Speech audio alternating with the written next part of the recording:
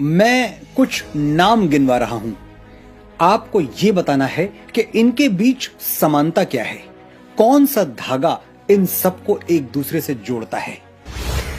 शहीद भगत सिंह, वीर सावरकर, मदन लाल ढींगरा, राम प्रसाद बिस्मिल, अशफाक उल्लाह खान और लाला लाजपत राय। समानता ये है कि ये सब भारत भक्त थे और ये सब जिस मशाल की रोशनी में स्वतंत्रता के पथ पर आगे बढ़े, उस मशाल का नाम था महर्षि दयानंद सरस्वती। नमस्कार, मैं हूं मनोज मुंतशिर और आज मैं आपको उस ज्योतिपुंज, उस युग पुरुष के बारे में बताऊंगा जिसे बाएं हाथ से लिखे हुए इतिहास में वो स्थान, वो मान नहीं मिला जो मिलना चाहिए था। दुनिया को अपना सर्वश्रेष्ठ दीजिए, आपके पास सर्वश्रेष्ठ लौट कर आएगा। आर्यावर्त उठ, जाग, आगे बढ़, समय आ गया है नए युग में प्रवेश कर। ये शब्द हैं भारत की महान ऋषि परंपरा में जन्मे श्री मूल शंकर तिवारी के, जिन्हें आज हम स्वामी दयानंद सरस्वती के नाम से याद करते हैं। स्वामी जी गुलाम भारत में जन्मे थे, जब कंपनी सरकार अपने खजाने भरने के लिए भारत की अस्मिता और गौरव को दिन रात लूट रही थी। अंग्रेज जानते थे कि भारत में आस्था, ज्ञान और स्वाभिमान की जड़ें कितनी गहरी हैं।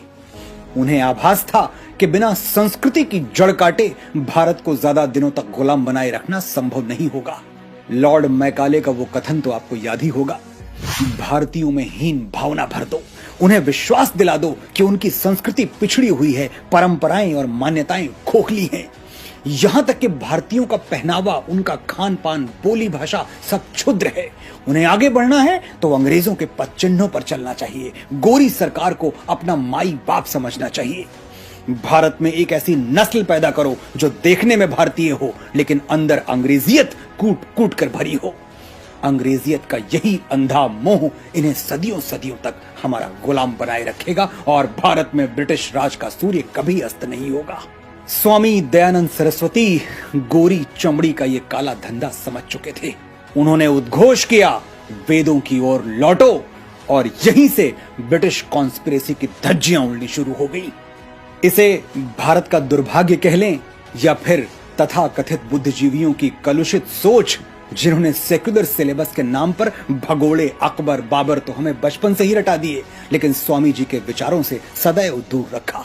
जब अंग्रेजी पढ़े हुए तमाम तथाकथित भारतीय बुद्धिजीवी अंग्रेजों को अपना मसीहा मानने लगे थे और अपनी झूठी शान बढ़ाने के लिए अंग्रेजों के पीछे दुम हिलाते फिरते थे, महर्षि दयानंद सरस्वती हिंदी भाषा और महान भारतीय वैदिक परंपरा का प्रचार निडर होकर किया करते थे। यही कारण था कि फिरंगियों की भवें स्वामी जी पर सदैव तनी रहती थीं। दमनकारी अंग्रेजी राज में जब लोग अंग्रेजों के आगे आंख उठाने से डरते थे, तब स्वामी जी खुलकर कहते थे कि भारत सिर्फ भारतीयों के लिए है, अंग्रेजों को यहां से जाना ही होगा। स्वामी जी ने ही सबसे पहले स्वराज का नारा दिया था, जिसे आगे चलकर श्री बाल गंगाधर तिलक ने जन वाक्य बना दिया, मूल मंत्र बना दिया। सरदार पटेल ने स्पष्ट शब्दों में कहा था, भारत की स्वतंत्रता की नींव वास्तव में स्वामी दयानंद सरस्वती ने ही डाली थी। सरकारी पाठ्यक्रमों ने हमें कभी बताया ही नहीं कि 1857 के स्वतंत्रता संग्राम की योजना बनाने वाले अग्रणी लोगों में स्वामी दयानंद सरस्वती सबसे प्रमुख थे। क्यों नहीं बताया, ये तो आप भी जानते हैं। ऐसे व्यक्ति को देश का हीरो कैसे बना दें जो वेदों का ज्ञाता हो और सनातन धर्म में अटूट विश्वास रखता हो। अगर स्वामी जी सेकुलर होते तो हमारे सिलेबस में उन्हें जगह जरूर मिल जाती। खैर, तब नहीं तो अब सही, मैं और आप स्वामी जी, सावरकर, बाल गंगाधर तिलक जैसे महापुरुषों को अपने मन में स्थान दें, अपने बच्चों को उनकी कहानियां सुनाकर बड़ा करें, तो वो दिन दूर नहीं जब पाठ्यक्रम बदल दिए जाएंगे। स्वामी जी का एक किस्सा सुनाता हूं। 1857 के आंदोलन से कुछ साल पहले एक दिन बिहार के महान स्वतंत्रता सेनानी बाबू कुंवर सिंह ने स्वामी जी से शंका व्यक्त की, स्वामी जी, क्या हम इस आंदोलन में सफल हो पाएंगे? स्वामी जी मुस्कुराए और बड़ी विनम्रता से कहा, कुंवर, भारत 100 वर्षों में गुलाम हुआ है, इसे स्वतंत्र होने में भी लगभग इतना ही समय लगेगा।